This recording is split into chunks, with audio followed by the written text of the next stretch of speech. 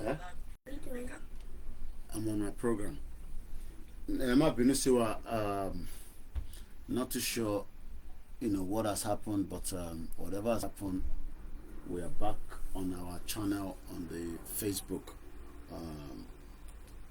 I can use this laptop hopefully to go back and play the last part of the India Independent and Bololenko because, like I said, we're already 50 minutes. Mo dẹ̀ ti really cover ibi tí mo fẹ́ ká lò gangan nínú video yẹn. So I'm gonna play it from my laptop here and see. So ẹ̀ka jẹ́ ká bá tiyẹn lọ. So in time mú jáde, we are comparing báwo ni India ṣe hẹ́n ibi tí mo wà ní lórí Winston Churchill. Power will go to the hands of rascals, rogues, freebooters. All Indian leaders will be of low caliber and men of straw. They will fight among themselves for power, and India will be lost in political squabbles. That is the view and what Winston Churchill said in 1947. And you can now ask yourself, is that the same thing tó ń play lọ́wọ́lọ́wọ́ ní Nigeria? Is that the same game? Rascal, rogues. Ṣé British mọ̀ pé rogues ni àwọn tó ń run ní Nigeria? But yet they refuse to intervene because ó favour àwọn náà one way or the other. And the question is, for how long more can we live in denial? Ṣé kò ṣe pé something needs to be done? And tabani something needs to be done. What exactly do we mean? So I can go video and that's be back. Churchill also questioned India's unity. He said India is no more united than the equator. Now, the word unity is very, very important. Just recently, old Indian to how to break down in the major ethnic nationalities. Until date, they are still breaking down further and getting stronger. Only one ever the unity. Western leaders predicted that Indian democracy would not survive. Lóòótọ́ Thomas sọ fún pé hey, we are now 25 years uninterrupted democracy. Democracy yẹn kò ń ṣe fún gbogbo wa o. Kò represent ọmọ Yorùbá kankan.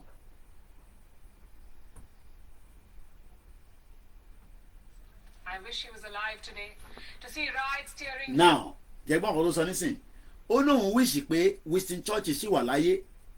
Kó wá wo ohun tó ń ṣẹlẹ̀ nílùú tiẹ̀ náà tó ń pè ní United Kingdom tí riot gbogbo ẹ̀ ń lọ lọ́tún lọ́sì àbúrò mòye nísìn ẹja gbọ́n tó sọ.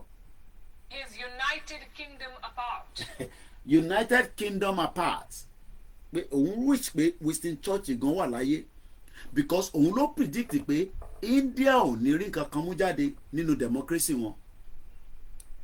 Àwa náà nísìn wọ́n fún wa ní fàbú. Hey, we are 25 years uninterrupted democracy. Wọ́n mọ̀ pé democracy yẹn ò favour anybody o. Democracy tó lè question anything tó ń ṣe nínú Nàìjíríà. Democracy tó yẹ pé tó bá béèrè ọ̀rọ̀ ṣùgbọ́n òun lọ́nà fẹ́ jẹ́lẹ̀ àwa tá à ń ṣe Yorùbá nation tọ́nà dẹ̀ máa ṣe kíni. So ọ̀pọ̀lọpọ̀ ọmọ Yorùbá wọ́n gbọ́ àgbọ́yé ìtàn pè ní independent. Mo kí àwọn tíìmù ọpẹ́ mo kí ẹ mo lè kí àwọn tíìmù náà tó lọ represent bàbá wa ẹlẹ́kùn Èkó tẹ́ẹ̀bà mi tán pè bẹ́ẹ̀ bàbá yìí ni à ń pè ní ẹlẹ́kùn Èkó kọ́lọ́run Elédùmarè kó jọ kó bá wa foríjì bàbá yìí gbogbo àṣìṣe wọn pátá kó bá wa parẹ́ bàbá tó ń pè ní ẹlẹ́kùn Èkó òun lè rí yẹn bàbá wa Bishop Frederick Oyemade Macaulay Oyèbájọ Koikimedia team mo kí gbogbo àwọn tíìmù wa tó lọ tó bá dọ̀la wàá tún bẹ̀rẹ̀ iṣẹ́ láti gbé gbogbo ìsìnkú yẹn wá kọ́lọ́run dúró ti mọ̀lẹ́bí bàbá yìí ìyàwó àtàwọn ọmọ akí bàbá wa náà bàbá wa òkè bí ọ̀run kò sí travel down to Nigeria to represent us as well. We are very grateful. Mo kí bàbá Akíntóyè mo kí gbogbo àwọn leaders wa pé àkóṣe takuntakun ẹ jẹ́ ká padà sórí níta sọ níbí. To see its economy tanking and to see its musical chair of prime minister. Ó ní kóun náà wá jẹ́ pé Winston Churchill bá wà láyé kó wá wo bí Britain gan ṣe ń lọ lọ́wọ́lọ́wọ́ kó wá compare sí India. I wonder what this so-called great man would have said. the opinion was the kò ń same. ṣe Winston Churchill nìkan ló sọ̀rọ̀ gbogbo wa máa fẹ́ràn Amẹ́ríkà Amẹ́ríkà o Amẹ́ríkà o Amẹ́ríkà o Amẹ́ríkà o but níjọ́ náà lọ́hùn Amẹ́ríkà náà sọ tiẹ̀ èèyàn kan náà wà nínú àwọn Americans tó ní democracy India yìí ẹ̀jà gbọ́n tó sọ kó má jẹ́ pé mi ni mò ń sọ. Harry Truman was president back then. wọ́n pe arákùnrin kan ní Harry Truman wọ́n náà ní president níjọ́ náà lọ́hùn ní 1947 ní Amẹ́ríkà kí ló ní sọ sísítà mi. To what he said. I thought India was pretty jammed with poor people and cows wandering around the streets, witch doctors, and people sitting on hot coals and bathing in the Ganges. But I did not realize that anybody thought it was important. Ẹ wo bí ó ṣe bó ṣe classify India. Ọlọ́run ó dáa kéèyàn gbọ́ history tí obìyàn bá gbọ́ history àgbọ́yé dáadáa ìyẹn kò ń jọ àwa lójú ẹ̀yin tẹ̀ ń tako ẹ̀yin alátakò ẹ̀yin máa tako tí ní pé kẹsà tako Yorùbá nation ìwọ ọmọ Yorùbá ń tako Yorùbá nation wọn àtakò Yorùbá nation wo bí wọ́n ṣe bí Truman òun ni president America ní 1947 ẹ̀gbọ́n kan tó sọ because AI generated voice lọ́lọ́ lẹ́ǹkan èmi máa wá sọ pẹ̀lú English Africa tèmi. I thought India was pretty jammed with poor people and cows wandering around the street, witch doctors and people sitting on the hot coals and bathing in Ganges, but I did not realize that anybody thought it was important. Ṣé ojú tó sì fi ń wò wá náà ní sí kọ́ níyàbí?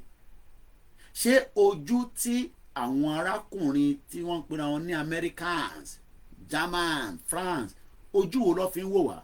Ṣé rántí pé Senator Mantu ní when you go outside everybody is classified the same. Ẹ mọ̀ dí because wọ́n ọmọ yàtọ̀ láàrin wa. Where are you from Nigeria? Ọkọ̀ gbogbo àpapọ̀ nìyẹn. It does not matter whether Yorùbá whether Hausa wọ́n kó gbogbo wa papọ̀ because lọ́kàn ara wọn we are all the same criminals. Àwa la ṣe máa proof fún wọn pé no àwa kọ́ ni o us poppy ọmọ Yorùbá ni o kò ń ṣe ọmọ Yíbò o kìíní kan ni o Chikudi ni o Amaka ni o àwa la ṣe máa ṣàlàyé ara wa látara ìdánimọ̀ wa tó ti gbà. So ọ̀rọ̀ Yorùbá nation ń ṣe ọ̀rọ̀ ẹlẹ́yàmẹ̀yà because látayébáyé as far back as 77 years ago ni wọ́n ti ń criticize àwọn ìran kan àwọn ará bíi àwọn ará bíi káká òfìlẹ̀ bẹ́ẹ̀ àwọn criticize bí ẹ̀gbọ́n kan tó sọ ó ní I thought India was pretty jammed with poor people and cows àwọn màálù àbí ẹ̀dá kọlọ̀ wọ̀. How the times change. Today, America calls India its natural partner. Ẹ̀gbọ́n ó ní today Joe Biden ó ń pe India their natural partners mod because economy wọn ti buoyant àwọn náà ti dúró dáadáa àwọn náà wọ́n ti rán satellite lọ sí space àwọn ọmọ wọn ti wà trained àwọn lọ ní technology ọ̀gá níyàwó múdà pẹ̀lú àwọn Indians ó lè fọwọ́ rọ́ wọn sẹ́yìn àtọ́bìnrin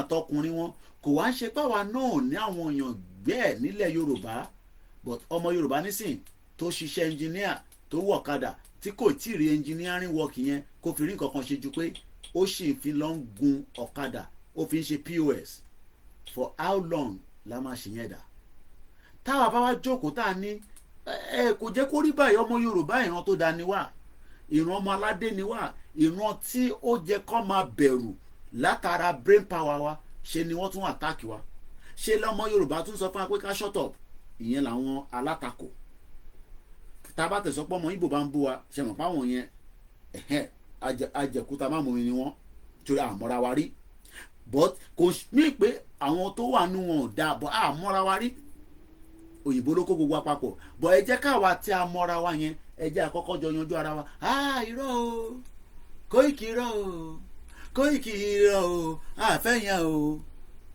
àwa parọ́ fúnra wa irọ́ yẹn la wá gbé kalẹ̀ títí àmọ́ lẹ́ni àwọn Amẹ́ríkà wá ń sọ pé India is their global partner. Gbóhùn sókè. The truth is, nobody expected us to survive. Certainly. ṣe gbọ́n kan tó sọ mẹ́rin mo like ibẹ̀ yẹn. Nobody expected India to survive. So ariwo Yorùbá nation tẹ́ ẹ̀ ń gbọ́ lójoojúmọ́ tó ń jáde lójoojúmọ́ because àwa fẹ́ survive. Parisi TV mo kì í sà a fẹ́ survive. A fẹ́ jẹ́ kí ìran yẹn kó wọ mi. A fẹ́ jẹ́ kí ìran yẹn kó di wọ́n máa fi pàtàn. Mo kí bàbá wa Prince Adébáyọ̀ Ṣítù ìyá wa mo kí ẹ̀yin ìyá mi ẹ̀yin bàbá tẹ́tí wọlé mo kí àwọn Táíwò Kíkẹ́ Fásánmi ó dà ń pa àwọn èèyàn gbọ́ mi mọ́ ọba ni Jésù mo kí yín sà ṣé ń follow program yìí ṣé ń wọnú etí yín torí pé ó gbọ́dọ̀ wọnú etí wa kó má gbà tọ̀tún jáde.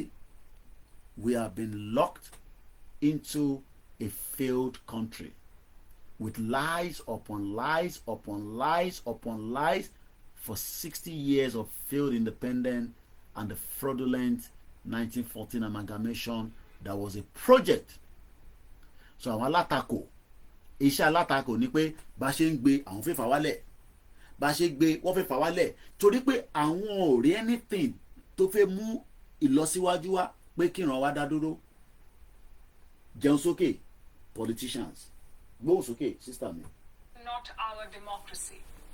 Well, status update. India is now the largest democracy in the world.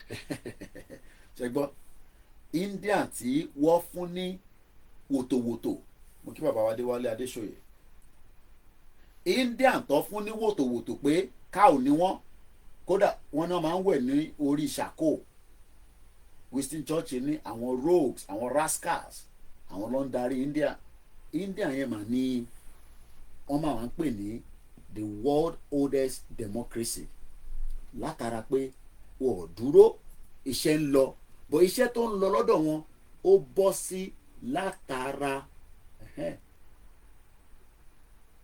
ìgbà mélòó òkú tó bá ti kú ọ gbọ́dọ̀ sin ni obituary Àdùkẹ́ Mọ́rọ́nkọ́lá Àjàyí aka Àdùkẹ́ Gold ọmọ 1988 tó jáde láyé bí ọjọ́ méjì sọ́jọ́ mẹ́ta lénìí wọ́n máa sin ní ìsìnkú máa wáyé ní next week Wednesday funeral arrangement candle of light Thursday area kìnnìkan night ìjọ Friday lying in state òdìgbére ó di ojú oorun máa sọ pé ò fẹ́ country o àtẹni tó fẹ́ ìrànwọ́ ò ní parẹ́ bọ̀ gbogbo àlàwà máa parẹ́ torí ẹ̀yin alátakò lẹ́yìn kẹ́yìn tí ní pé kẹ́ ṣáà tako Yorùbá nation èyí tí wọ́n máa fi fẹnu sọ dáadáa òfin máa fẹnu sọ Nàìjíríà tí British create ṣé dádì ẹni British àwọn tó jẹ́ British gan mọ́ra wọn kẹ̀kẹ́ òkúùs àní o lè fi India o lè wọ́n sẹ́gbẹ̀ẹ́ nípa tech industry lè rán wọn sẹ́yìn America gan lè rán wọn sẹ́yìn gbogbo Silicon Valley tẹ́ ń rí gbogbo Apple gbogbo kìíní àwọn India ni America kọ̀ jẹ́ àwọn ìlú kan tó yẹ pé alágídí ni wọ́n fẹ́ gbá pé kìíní so eléyìí tá fi ń ṣàlàyé fún wa lálẹ́ òun ni pé kákọ̀ mọ̀ pé India tí wọ́n ní kò lè rí ṣe India tó sọ pé kinní kan ni wọ́n mà ti gbé rì after 77 years àwa sì wà nínú ràlẹ̀ràlẹ̀ kò wá ṣe pé àwa náà láwọn tó jẹ́ brain powers in different sectors but nígbà tó yẹ pé ní Nàìjíríà lẹ́ni ká wà ẹ̀yin alátakò ọmọ Yorùbá tí ní pé kẹ́sà takò wá kẹ́ máa wá fault kẹ́ máa wá àṣìṣe torí pé lọ́kàn yín inú yín máa dùn bẹ́ẹ̀ arábìnrin òun ti bá ṣẹ́ tiẹ̀ lọ mo wish pé nígbà tá à ń pariwo Yorùbá nation ó bá wa gbóhùn sókè but Ọlọ́run sọ pé òun máa bá wa gbóhùn sókè torí òun náà influencer kan ni influencer ni àfikún yọ but ikú máa mú gbogbo wa náà níjọ́ kan ni because tó bá yẹ pé ó gbóhùn sókè but Ọlọ́run sọ pé òun máa bá wa gbóhùn sókè mo kí gbogbo yìí tẹ̀ ń gbọ́ wa mo kí grandma àwọn ni ẹjẹ́ àtẹ̀síwájú. It has held 18 nationwide elections, all 18 nationwide election ní India ti gbé. Àwọn kan lè sọ pé ẹbọ Koiki àwa náà ṣe bẹ̀rẹ̀ ni Rome was not built in one day. Ẹ máa tanra yín.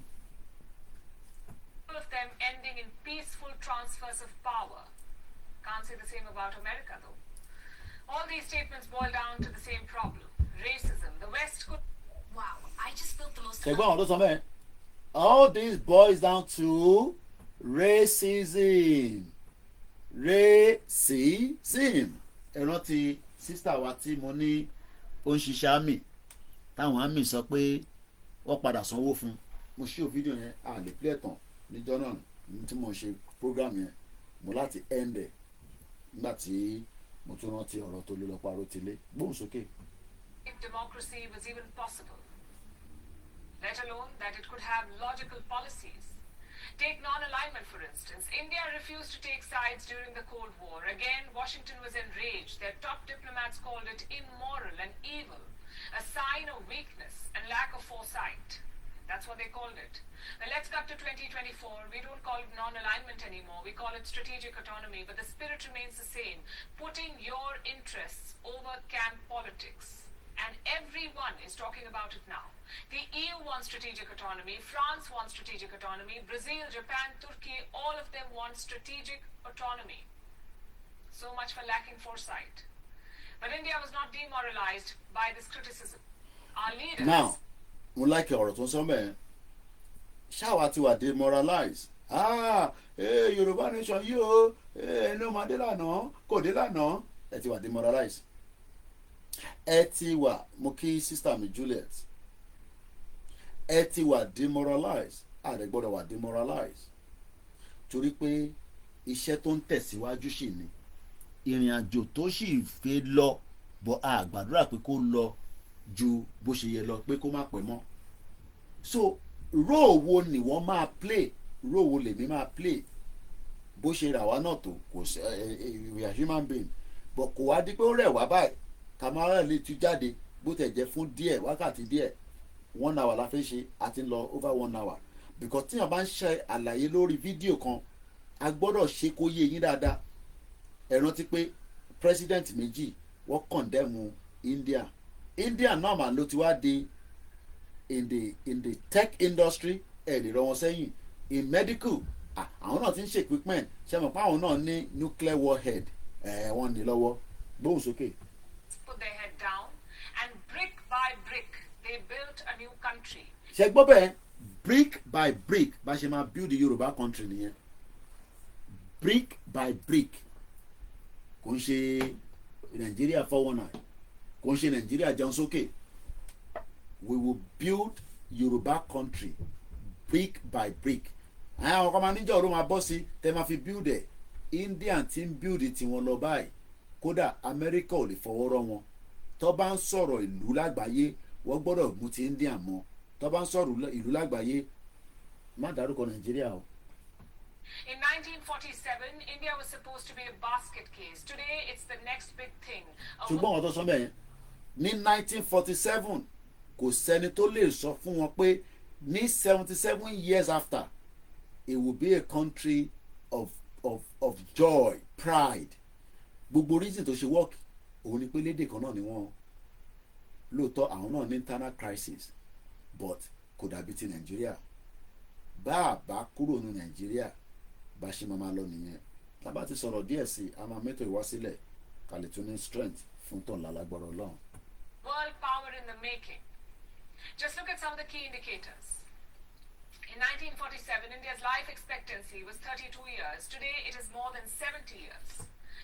Tí bá ń sọ̀rọ̀ life expectancy ṣe lè lómi máa ń rò pé máa ń ṣépè fún ọmọ Yorùbá mo ní ẹ̀ ní survive dé 52 years ní 1947 life expectancy India was 32 ní 2024 their life expectancy is 70 years old literacy ní 1947 was 20% literacy lẹ́ni is 77% gbóhùn sókè.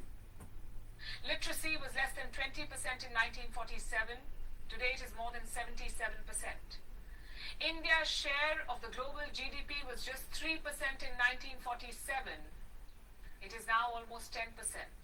We had just 20 universities at the time of independence. Today there are more than 1,100.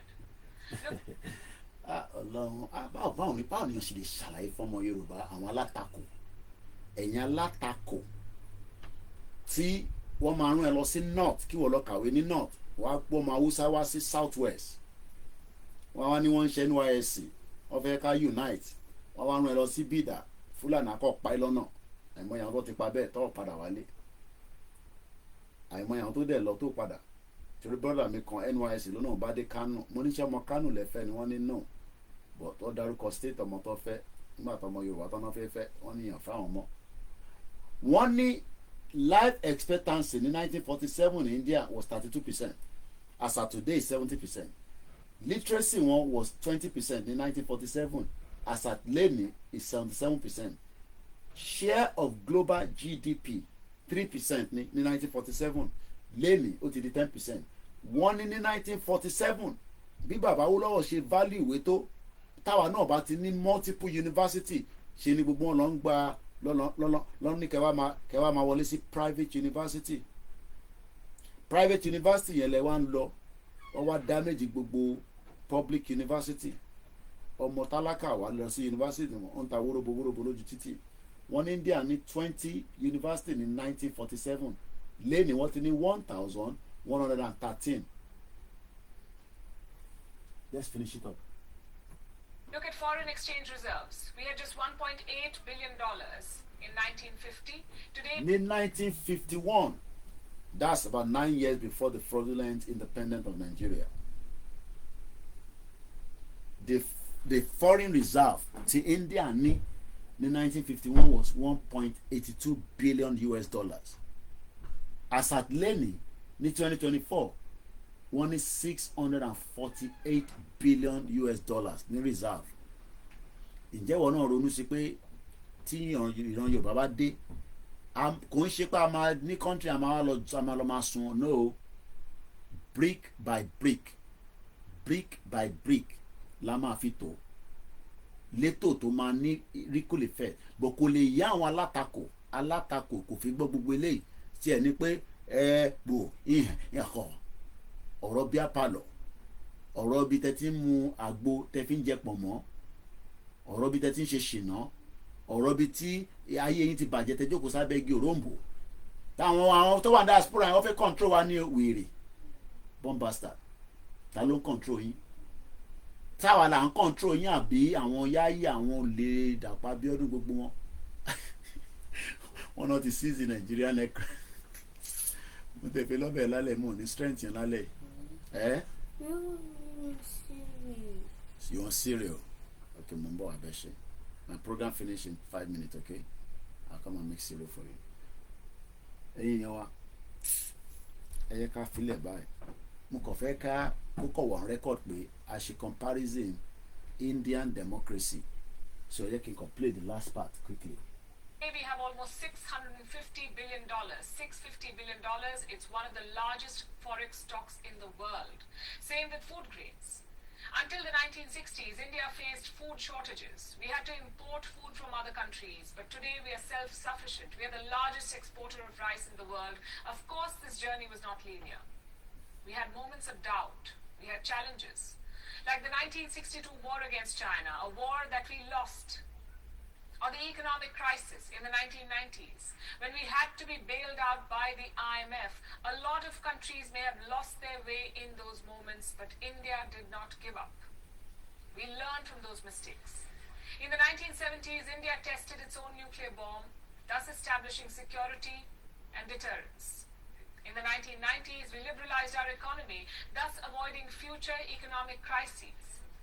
For any young country out there, this is a lesson, a roadmap to follow. India did not succeed because of global help. We succeeded despite the lack of it. Every Indian leader, every policymaker deserves credit for all of this, for ensuring progress, for modernizing our society, and for preserving democracy. Are we perfect? Of course not. No democracy is perfect. But the question is, do you have the... Would you like... èyí tó bá rí mú nínú ilé ìtaṣe lálẹ́ ẹ̀yin náà lọ ronú sí mo kẹ́yìn àgbàlagbà ọlọ́run jẹ́ àṣẹ yìí, mo kẹ́ ọmọdé, èmi náà ni àbúrò yín ẹ̀gbọ́n yín tí ẹ mọ̀ sí Koikimedia. Oranyọlá máa sun Yorùbá nation á wá sí ìmúṣẹ. Gbogbo àwọn tó bá já látakò láàrin wa kọ́lọ́n bá wa yọ́nú sí yín, kẹ̀yẹ́ tako Yorùbá nation mọ́, ẹ̀yẹ́ tako mọ́. Mo kí brọ́dà mi ẹ̀mí Fatoke o. Oranyọlá máa sun. Good night. Bye for now.